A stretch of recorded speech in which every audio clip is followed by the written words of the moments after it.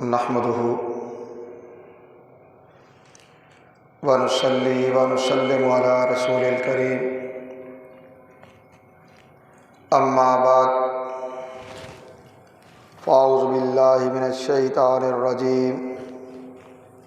بسم الله الرحمن الرحيم وربك يخلق ما يشاء ويختار صدق اللہ مولانا العظیم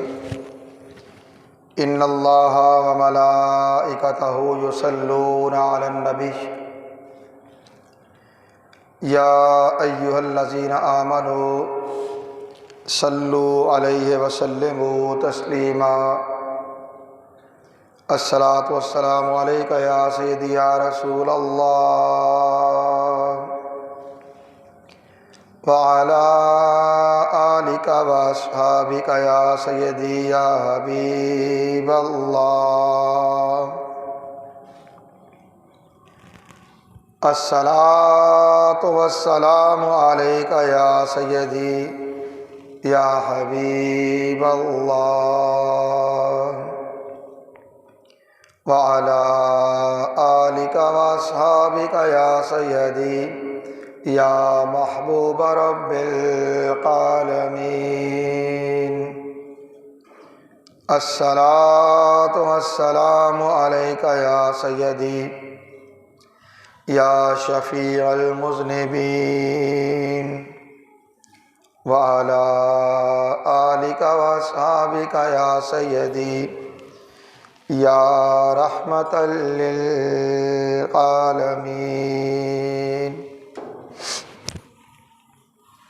اللہ رب العزت کی حمد و ثنا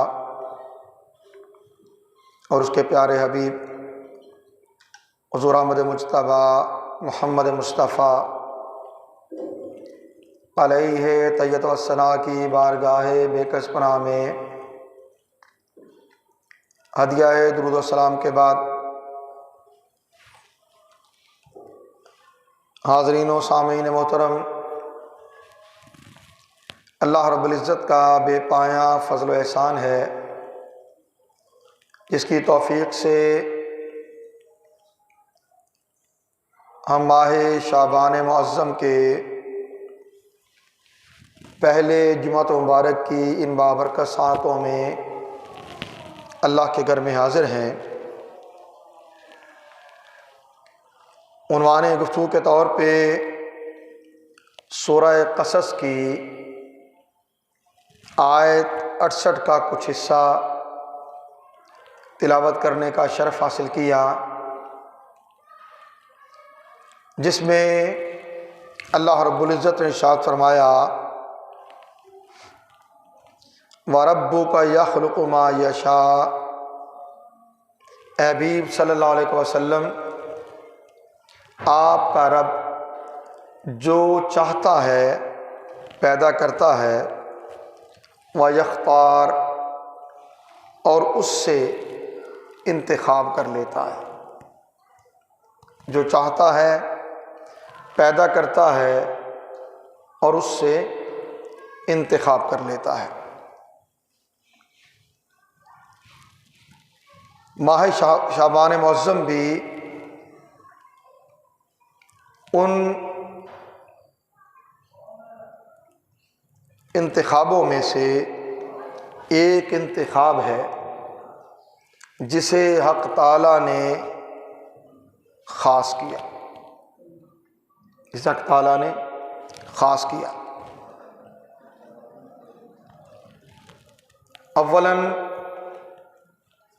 اس ماہ مقدس کے نام کی وجہ تسمیہ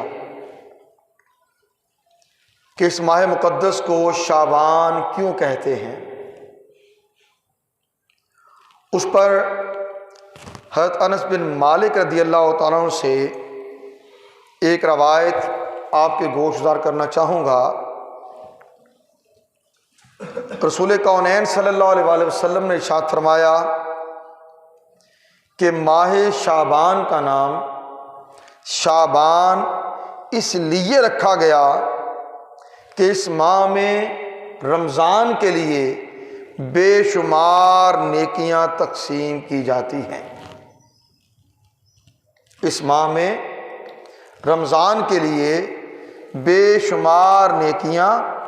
تقسیم کی جاتی ہیں، بانٹی جاتی ہیں۔ اور رمضان کا نام رمضان اس لیے رکھا گیا کہ یہ مہینہ گناہوں کو جلا دیتا ہے، گناہوں کو جلا دیتا ہے۔ پھر رسول کونین صلی اللہ علیہ وسلم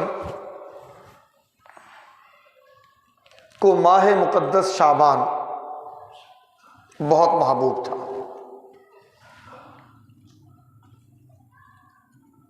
ام المومنین حضرت عائشہ صدیقہ رضی اللہ تعالیٰ عنہ سے روایت ہے کہ حضور صلی اللہ علیہ وسلم کے نزدیک شعبان سب سے محبوب مہینہ تھا۔ شعبان سب سے محبوب مہینہ تھا، اور ساتھ اس کا سبب بتا دیا۔ اس کا سبب یہ کہ یہ رمضان سے متصل ہے، رمضان سے ملا ہوا ہے، اس لیے رسول کریم صلی اللہ علیہ وسلم کو یہ مہینہ بہت محبوب تھا۔ اب ایک اور روایت اس حوالے سے عرض کرنا چاہوں گا، جسے حضرت ابو ہریرہ رضی اللہ تعالیٰ عنہ نے بیان کیا کہ رسول کریم صلی اللہ علیہ وسلم نے ارشاد فرمایا، شعبان میرا مہینہ ہے۔ یعنی شعبان کو رسول کونین صلی اللہ علیہ وسلم کے ساتھ یہ شان محبوبیت حاصل ہے کہ اللہ کے نبی صلی اللہ علیہ وسلم نے اسے اپنا مہینہ قرار دیا۔ فرمایا شعبان میرا مہینہ ہے، اور رجب اللہ کا مہینہ ہے، اور رمضان میری امت کا مہینہ ہے۔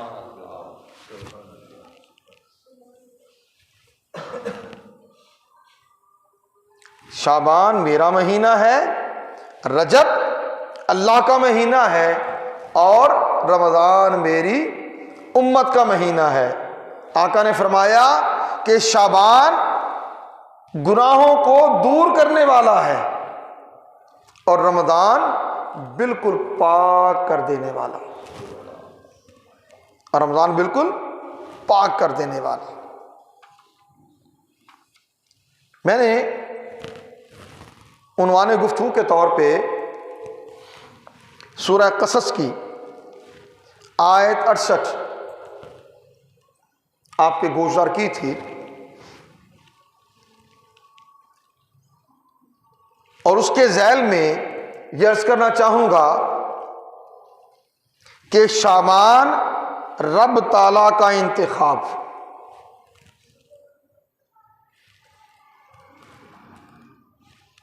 اللہ تعالیٰ نے فرمایا وَرَبُّكَ يَخْلُقُ مَا يَشَاءُ وَيَخْتَارُ۔ اے حبیب صلی اللہ علیہ وسلم، آپ کا رب جو چاہتا ہے پیدا کرتا ہے، اور اس میں سے انتخاب کر لیتا ہے، اس میں سے انتخاب کر لیتا ہے۔ سیدی شیخ عبد القادر جیلانی غوث الاعظم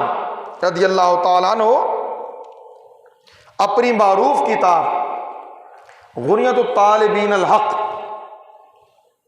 اس میں ارشاد فرماتے ہیں، لہذا اللہ تعالیٰ نے ہر 9 میں سے 4 کا انتخاب فرمایا۔ پیدا تو ہر شے کو کیا، پیدا تو ہر شے کو کیا، اور جس شے کو پیدا کیا اس میں سے 4 کو پہلے مرحلے میں منتخب کیا، اور پھر ان 4 میں سے 1 کا انتخاب فرمایا، ان 4 میں سے 1 کا انتخاب فرمایا۔ اور آگے آپ کچھ مثالیں دے کر رقم تراز ہیں کہ ملائکہ میں سے اللہ تعالیٰ نے 4 کو منتخب فرمایا، حضرت جبرائیل، حضرت میکائیل، حضرت اسرافیل اور حضرت اسرائیل علیہ السلام، 4 کا انتخاب فرمایا۔ پھر ان 4 میں سے حضرت جبرائیل علیہ السلام کو چن لیا، ان کو منتخب فرما لیا، ان کو خاص کر لیا۔ انبیاء علیہ السلام میں سے اللہ تعالیٰ نے حضرت ابراہیم علیہ السلام، حضرت موسیٰ علیہ السلام، حضرت عیسیٰ علیہ السلام اور سید عالم حضرت محمد مصطفیٰ صلی اللہ علیہ وسلم کو پسند فرمایا، ان کو چنا، اور ان 4 میں سے پھر اپنی محبوبیت کے لیے حضرت محمد مصطفیٰ صلی اللہ تعالیٰ علیہ وسلم آپ کو منتخب فرما لیا۔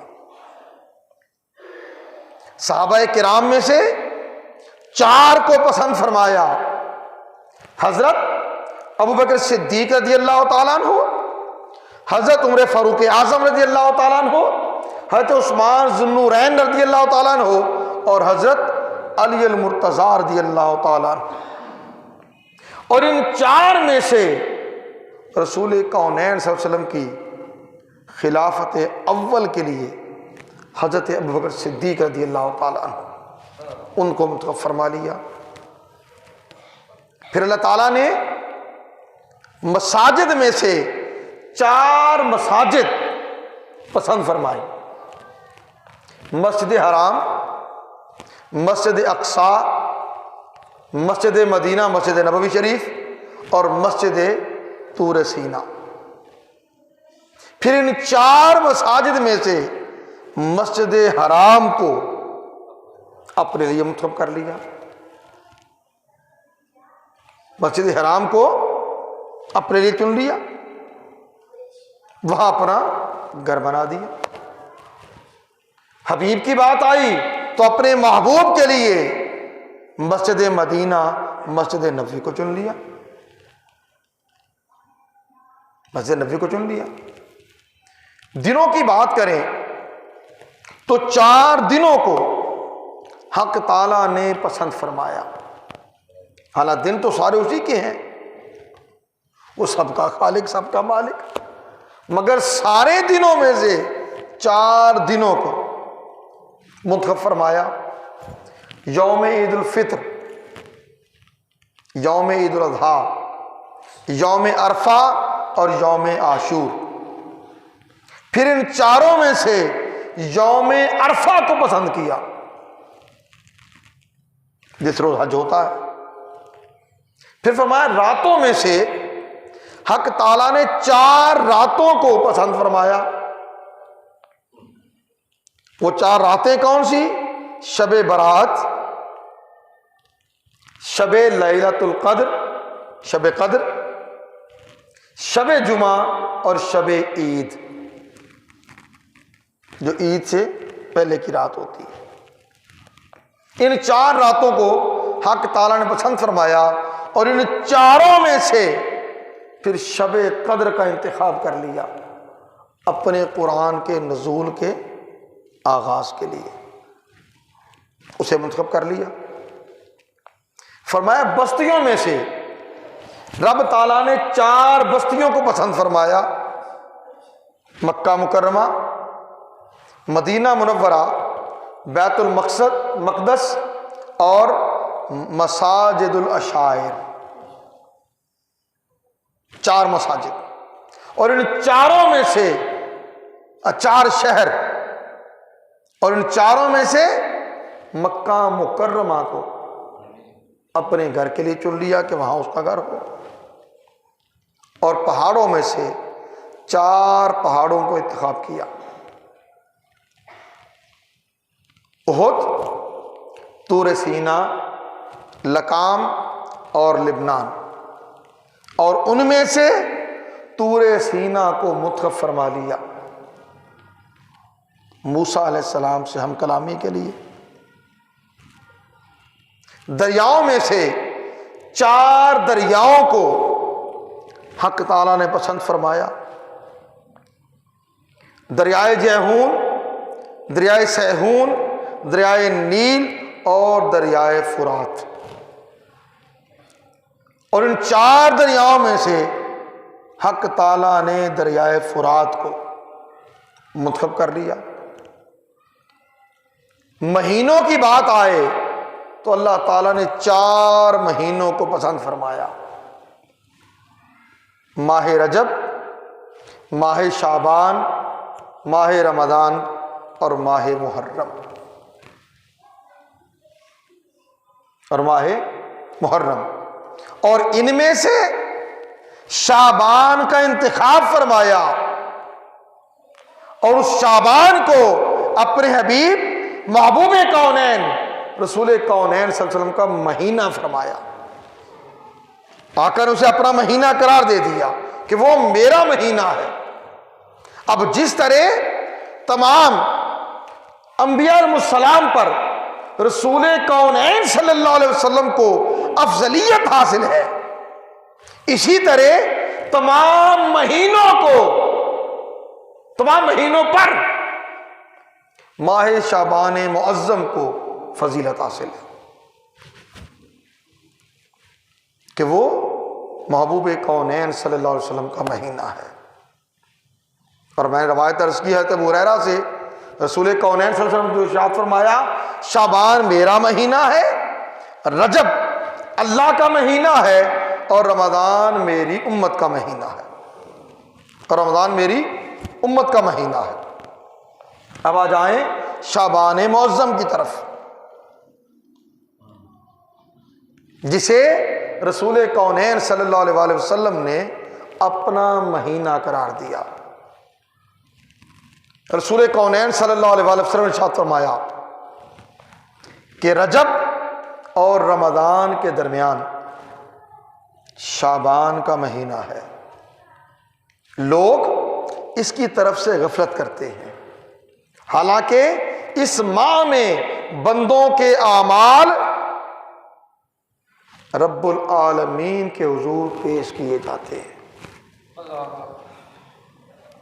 بندوں کے اعمال رب العالمین کے حضور پیش کیے جاتے ہیں۔ فرمایا اس لیے میں پسند کرتا ہوں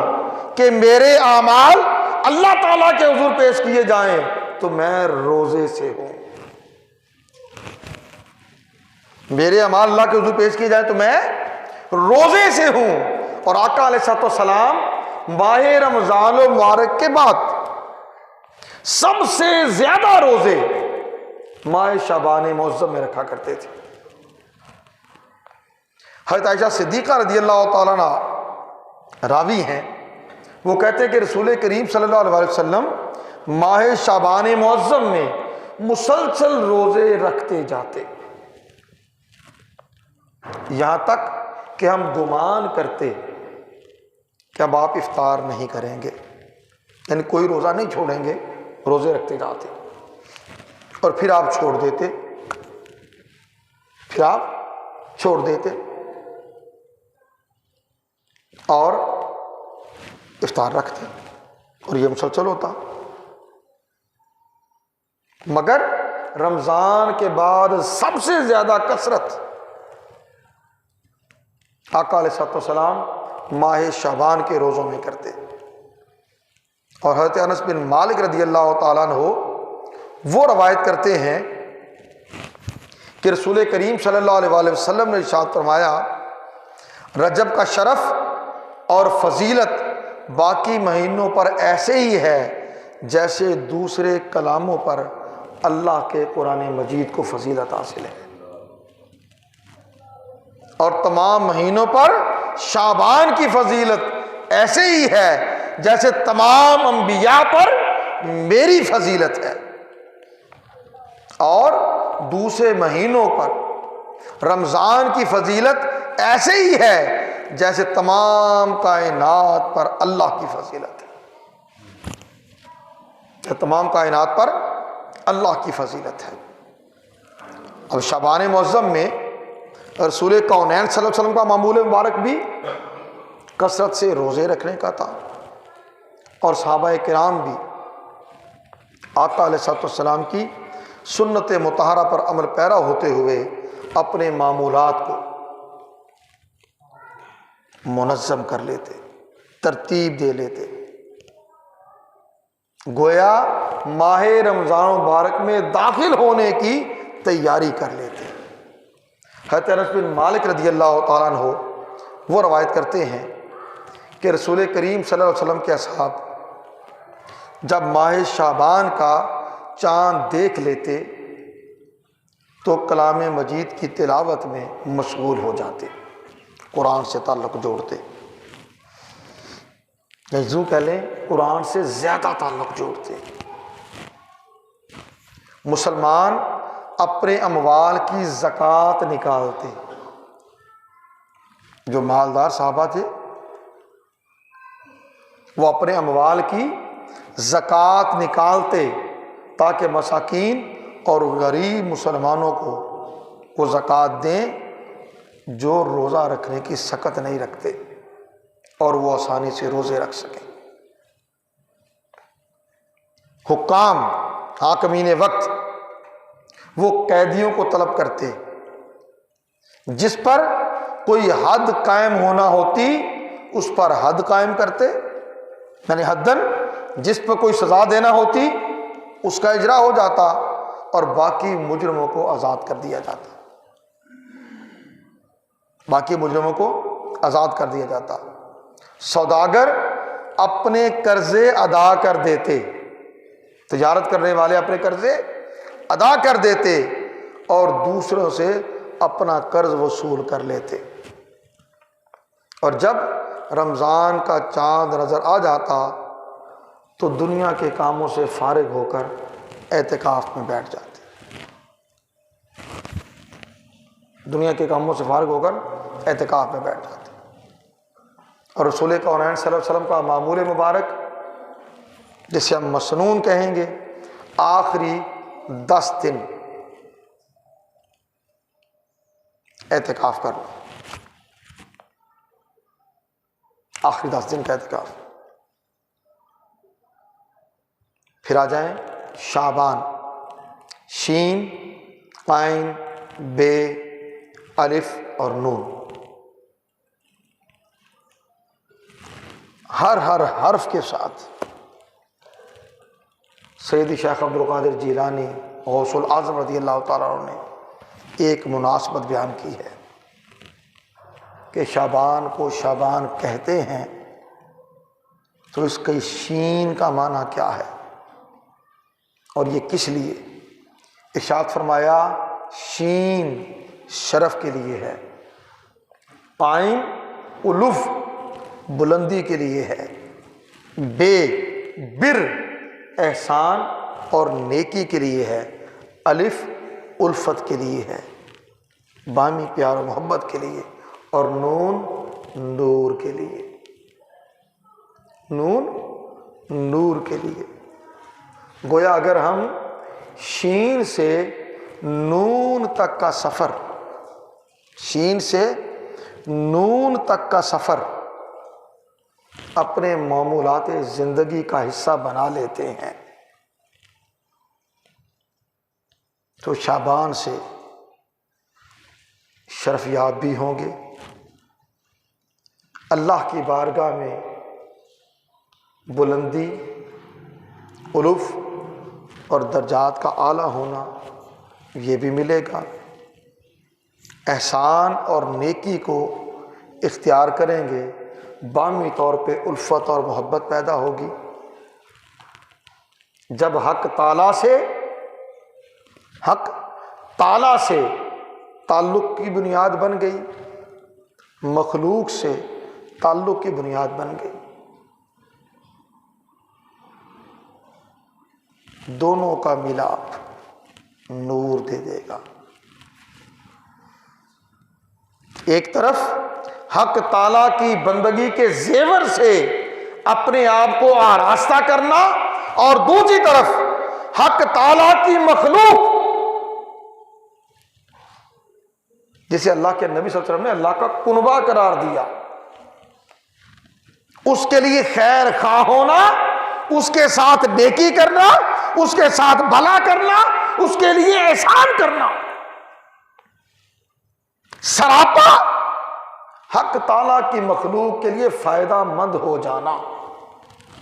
وہ نور دے دے گا، وہ نور دے دے گا۔ حدیث پاک میں نے عرض کیا الخلق عیال اللہ، مخلوق اللہ کا کنبہ ہے، اللہ کا خاندان ہے، یہ اس کی تخلیق ہے، تو جو اس کی تخلیق کو محبوب رکھے گا حق تعالیٰ اسے اپنا محبوب بنا لے گا۔ اور آخری بات، ماہ شعبان معظم کی نسبت قرآن کریم کی معروف آیت ان اللہ وملائکتہ یصلون علی النبی یا ایھا الذین آمنوا صلوا علیہ وسلموا تسلیما، بے شک اللہ تعالیٰ اور اس کے فرشتے نبی علیہ الصلوۃ والسلام کے لیے درود بھیجتے رہتے ہیں، آپ پر درود بھیجتے رہتے ہیں۔ اے ایمان والو، تم بھی آپ پر درود اور سلام بھیجا کرو جیسے سلام بھیجنے کا حق ہے۔ یہ آیت کریمہ ماہ شعبان میں نازل ہوئی، یہ آیت کریمہ ماہ شعبان میں نازل ہوئی، سو مفسرین نے اس آیت کی نسبت یہ لکھا کہ چونکہ اس آیت کو ماہ شعبان معظم سے نزولی نسبت حاصل ہے، سو ماہ شعبان میں رسول کونین صلی اللہ علیہ وسلم کی بارگاہ میں کثرت سے درود پڑھا کرو، کثرت سے درود بھیجو، تاکہ اللہ تعالیٰ کی ان رحمتوں کا نزول بھی ہو جو اس نے اپنے حبیب کے لیے خاص کر رکھی ہیں، فرشتوں کی ان دعاؤں کا ثمر بھی ہو جو حضور پر درود بھیجتے ہیں، اور اہل ایمان ان کی دعاؤں کی نسبت بھی حق تعالیٰ انہیں یہ شرف عطا کرے۔ یہ محبت کا نقطہ کئی بار عرض کیا، ابھی ختم کروں بات، جتنے درود لے لیں، جتنے، ہر درود کا ترجمہ اللہم صلی علی سیدنا و مولانا محمد وعلی آلہ وصحبہ وبارک وسلم، یہ ہم ہر جمعے درود پڑھتے ہیں، معمول میں سب دوست پڑھ رہے ہیں، کیا ترجمہ ہے؟ اے اللہ تو درود بھیج، اے اللہ تو درود بھیج ہمارے سید، ہمارے سردار، ہمارے مولا حضرت محمد صلی اللہ علیہ وآلہ وسلم پر، آپ کی آل پر اور آپ کے اصحاب پر۔ ہم بندے ہونے کے ناطے جو بھی درود پڑھتے ہیں حق تعالیٰ کی بارگاہ میں اپنی طرف سے عرضی پیش کرتے ہیں، ورنہ ہماری کیا اوقات، ہماری کیا اوقات کہ ہم اللہ کے نبی پر درود بھیجنے کے قابل ہو سکیں، ہماری کوئی اوقات نہیں ہے۔ ہاں ہماری اوقات کیا ہے؟ نبی کے امتی ہونے کے ناطے، اللہ کے بندے ہونے کے ناطے اللہ کی بارگاہ میں عرض کریں، مولا تو اپنے محبوب پر درود بھیجتا ہے، تیرے فرشتے بھی بصورت دعا نبی علیہ الصلوۃ والسلام پر درود بھیجتے ہیں، اے مولا ہم بھی تیرا نور چاہتے ہیں، ہماری عرضی بھی قبول کر لے، ہماری طرف سے بھی اپنے نبی پر درود بھیج۔ اور اللہ تعالیٰ جو بندہ جتنی بار عرضی پیش کرتا جاتا ہے اتنی بار اپنی شان کے لائق اپنے محبوب پر درود بھیجتا رہتا ہے۔ وما علینا الا البلاغ۔